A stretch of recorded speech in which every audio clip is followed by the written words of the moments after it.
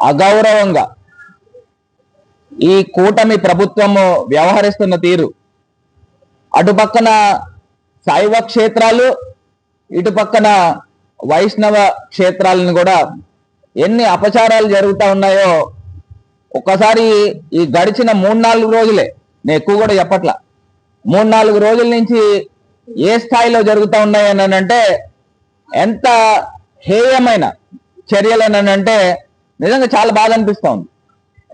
ఇవాళ వైకుంఠ ఏకాదశి రోజున తిరుమల తిరుపతి దేవస్థానము తిరుపతిలో గోవిందరాజుల యొక్క దేవాలయం పైన ఒక ఉన్మాది పైకెక్కి కూర్చుంటాడండి. గోపురం పైకెక్కి మందు తాగి 24 గంటల పాటు ఆంధ్రప్రదేశ్ రాష్ట్రంలో మందు సరఫరా జరుగుతూ ఉంది. ఎంత దారుణమేనండి! ఇంత దారుణంగా మందు సరఫరా జరుగుతూ ఆ ఉన్మాది పైకెక్కి అక్కడ దేవతామూర్తుల్ని కాలుతో తన్నుతూ నాకు 90 ml మందు ఇస్తే గానీ నేను కిందకు దిగను అని పోలీసులతో బేరసారాలు చేస్తా ఉంది. ఎంత అన్యాయం అండి ఇది! అదే జగన్మోహన్ రెడ్డి గారు ప్రభుత్వం ఉండి ఉంటే ఈ పార్టీకి ఆకాశాలు బద్దలైపోయేటట్టు ఈ Telugu Desam party, Telugu Desam media, yellow media డిబేట్ల మీద డిబేట్లు పెట్టిద్దరు. ఇవాళ ఏమైపోయారు వీళ్ళంతా? నేను అడుగుతా ఉన్నా, సూటిగా ప్రశ్నిస్తా ఉన్నా, ఎందుకు ఈ ప్రభుత్వము తీసుకున్న చర్యలు ఏంటి అని అడుగుతా ఉన్నా. మళ్ళీ కిందకు దిగిన తర్వాత అతను తీసుకెళ్తా ఉన్నారు. నేను ఇవాళ ఇదే అడుగుతా ఉన్నా, తిరుమల కొండపైన మద్యము, మాంసాలతో పట్టుబడిన సందర్భాలు, అసలు ఎన్ని ఘోరాతి ఘోరమైన అపచారాలు జరుగుతూ ఉన్నాయని అంటే, అసలు ఇప్పుడు చెకింగ్ల్లో మద్యం బాటిల్ దొరుకుతూ ఉన్నాయి, మాంసాలు దొరుకుతూ ఉన్నాయి తిరుమల కొండపైన. మరి వీళ్ళు మాట్లాడుతూ ఉన్నారు. ఇది కాకుండా వైకుంఠ ఏకాదశి రోజు ఏంటంటే మొట్టమొదటిసారి నాకు తెలిసి టీటీడీ చరిత్రలో ఎవరో కూడా దర్శనాలకు రావద్దు, భక్తులు ఎవరో రావద్దు అని చెప్తా ఉన్నా. నేను ఎప్పుడు వినలా. ఎవరైనా దర్శనాలకు రమ్మని చెప్తారు, వీళ్ళేంటో రద్దీ ఎక్కువ ఉంది అందు గురించి ఎవరు రావద్దు అని చెప్పి స్టేట్మెంట్లు ఇస్తున్నారు. గోవింద మాల వేసుకున్న వాళ్ళు భక్తులకి అవమానం జరుగుతుంది, వాళ్ళని వెళ్ళగొడతా ఉన్నారు. ఇప్పుడు మాల ఎందుకు వేసుకుంటారండి? భక్తి శ్రద్ధలతో మాల వేసుకున్న వాళ్ళకి దర్శనాలు చేయించకపోతే ఈ ప్రభుత్వం ఎందుకని అడుగుతా ఉన్నా. సామాన్యమైన భక్తులకి దర్శనాలు చేయించరు, విఐపీలకు మట్టుకి క్యూ లైన్లు లేకోకుండా డైరెక్ట్ గా తీసుకెళ్లే సందర్భాలు. ఎంత ఘోరాతి ఘోరమైన అపచారాలు చేస్తున్నారు అని అంటే ఈ ప్రభుత్వము. రండి కూర్చోండి. అంత ఘోరాతి ఘోరమైన అపచారాలు చేస్తున్నారంటే ఈ ప్రభుత్వము నిజంగా బుద్ధి రావాలి, ప్రజలు కూడా గమనించాలి. ఇది కాకుండా ద్రాక్షారామంలో ఎంత తీవ్రమైన అపచారం జరిగిందండి. శైవ క్షేత్రము, అష్టాదశ పీఠాల్లో ఒక పీఠము, అదేవిధంగా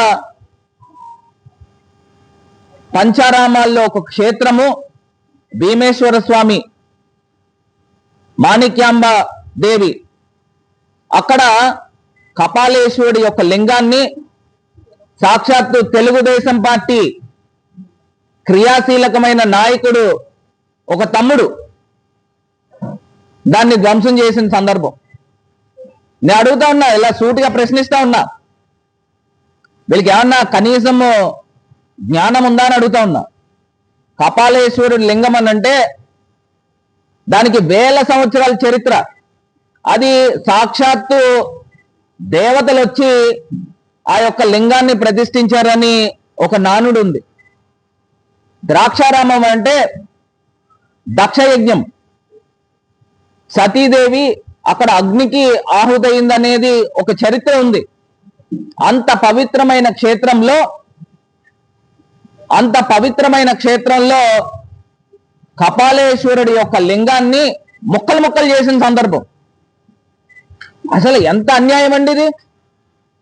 ముక్కలు చేసేసి ఈ తెలుగుదేశం పార్టీ ఆ నాయకుడు ఒక్కసారి ఫోటో ఒక్కసారి పెట్టమ్మా, ఆ ఫోటో చూడు.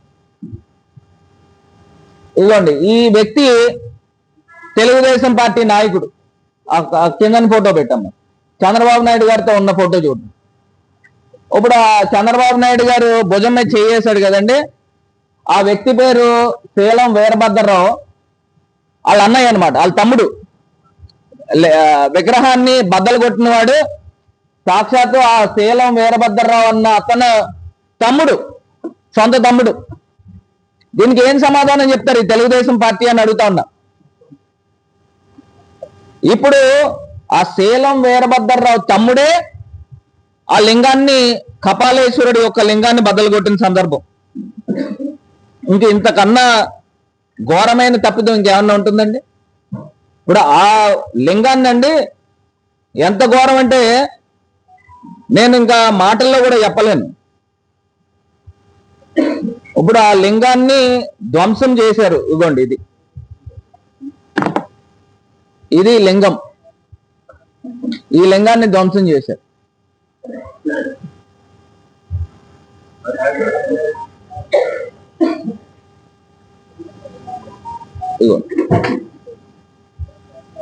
ఈ లింగాన్ని ధ్వంసం చేశారు.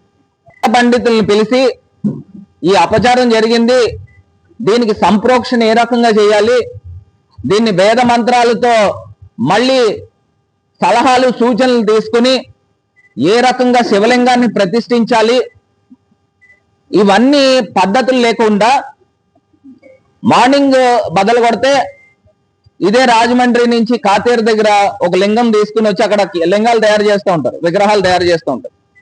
అక్కడి నుంచి ఒక లింగం తీసుకొచ్చి మధ్యాహ్నం కల్లా తీసుకొచ్చి అక్కడ సిమెంట్తో లింగాన్ని ప్రతిష్ఠించేసి అంటే పెట్టేశారు. పెట్టేసి ఎవరికి అనుమానం రాకుండా దానిపైన చుట్టూరు విభూది రాస్తారు.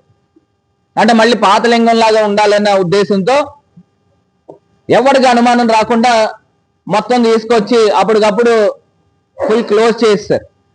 నేను అడుగుతా ఉన్నా, ఇదేనా పద్ధతి? అసలు పురాతనమైన లింగము, అది నిజంగా ఆర్కియాలజీ డిపార్ట్మెంట్ ఆఫ్ ఇండియా వాళ్ళ కంట్రోల్లో ఉంది. అక్కడ టెంపుల్, అక్కడ చిన్న ఇటుక ముట్టుకోవాలన్నా కూడా ఆర్కియాలజీ పర్మిషన్ తీసుకోవాలా. పర్మిషన్ తీసుకుని అక్కడ ఏదైనా కార్యక్రమం చేయాలి. ఇష్టం వచ్చినట్టు వాళ్ళేమో తెలుగుదేశం నాయకులే తీసుకొచ్చి బదలు కొడతారా? మళ్ళీ మూడో గంటోడికి అనుమానం రాకుండా తీసుకొచ్చి ఒక లింగాన్ని తీసుకొచ్చి అక్కడ పెట్టేసి విభూది రాసేసి మాకేం తెలియదు అని చేతులు దులుపుకుంటారా? ఎంత అన్యాయం అండి. వాళ్ళు నేను అడుగుతా ఉన్నా, హిందూ సంఘాలు ఏమైనాయి అని అడుగుతా ఉన్నా. ఎందుకు ప్రశ్నించట్లేదు? అసలు బీజేపీ అధినాయకత్వం ఎందుకు ప్రశ్నించట్లేదు? ఏదైతే బజరంగ దళ్ వీళ్ళంతా చెప్తారు కదా, ఎక్కడ హిందువులకి ఎక్కడ అపచారం జరిగినా, ఎక్కడ ఇది జరిగినా వచ్చి మరి వాళ్ళు వారియర్స్ కింద, ఛాంపియన్స్ కింద తీసుకుంటారు కదా. ఏమయ్యారు అని అడుగుతా ఉన్నా. బజరంగ దళ్ ఏమయ్యారు? విశ్వ హిందూ పరిషత్ ఏమయ్యారు? ఆర్ఎస్ఎస్ ఏమయ్యారు? అసలు బీజేపీ నాయకులు ఏమయ్యారు? ఎందుకు ప్రశ్నించట్లేదు? ఇంత అపచారము, గోవిందరాజుల టెంపుల్ పైకెక్కి ఒక తాగుబోతు పైకెక్కి దేవతామూర్తిని కాలుతో తొక్కుతూ పైకెక్కి గోపురం పైన ఇవన్నీ కూడా ఇష్టం వచ్చినట్టు చిందులు చేస్తూ నాకు మందిప్పిస్తే గానీ నేను కిందకు దిగను అని చెప్పేసి చేస్తా ఉంటే అసలు భద్రతా వైఫల్యం భద్రత ఏమైంది? ఎంత వైఫల్యం చెందుతా ఉంది? అసలు విజిలెన్స్ డిపార్ట్మెంట్ ఏమయ్యారు? పోలీస్ డిపార్ట్మెంట్ ఏమయ్యారు? అందులోని వైకుంఠ ఏకాదశి ఇదా మీరు చేసేది? అసలు నిజంగా జగన్మోహన్ రెడ్డి గారి ప్రభుత్వం కనుక ఒకవేళ పొరపాటున ఉంటే మొత్తం వీళ్ళందరూ కూడా తయారైపోతురు. అయినా కూడా మేము రానివ్వం, ఆ తప్పులు జరగనివ్వం. ఇంకా వీళ్ళు క్రియేట్ చేసిన సందర్భాలు గతంలో కూడా ఇదే రాజమండ్రిలో చూస్తే ఒక తెలుగుదేశం కార్పొరేటర్ అక్కడ సుబ్రహ్మణ్యేశ్వర స్వామి చేతులు వరగొట్టి దానికి మలినాలు పావిన సందర్భం రెడ్ హ్యాండెడ్ గా దొరికాడు. అంటే వీళ్ళు క్రియేట్ చేస్తారు. ఇక్కడ సాక్షాత్తు కృష్ణా పుష్కరాలకి 44 దేవాలయాల్ని కూల్చేసిన సందర్భం. అడుగుతా ఉన్నా, అసలు ఏంటిది? అసలు ఎందుకు ప్రశ్నించట్లేదు? మిగతా పార్టీలు వాళ్ళు ప్రశ్నించాలి కదా. ఇదే పవన్ కళ్యాణ్ గారు సనాతని ఏమయ్యారు అని అడుగుతున్నా. అప్పుడు తిరుమలలో అపచారాలు జరిగిపోయినాయి అని చెప్పి లుంగీ పంచి పైకెత్తి మరి మొత్తం కడిగేశారు కదా. ఇప్పుడు సాక్షాత్తు అక్కడ గోపురం పైకి ఒక ఉన్మాది తాగుబోతు పైకి ఎక్కితే మీరు ఏం చేస్తా ఉన్నారు? మీరు దీనిపైన ఎందుకు స్పందించలేదని అడుగుతా ఉన్నా. దీనిపైన ఎందుకు స్పందించలేదని అడుగుతా ఉన్నా. అసలు ఇంత దారుణమా? ఎంత అన్యాయం అండి.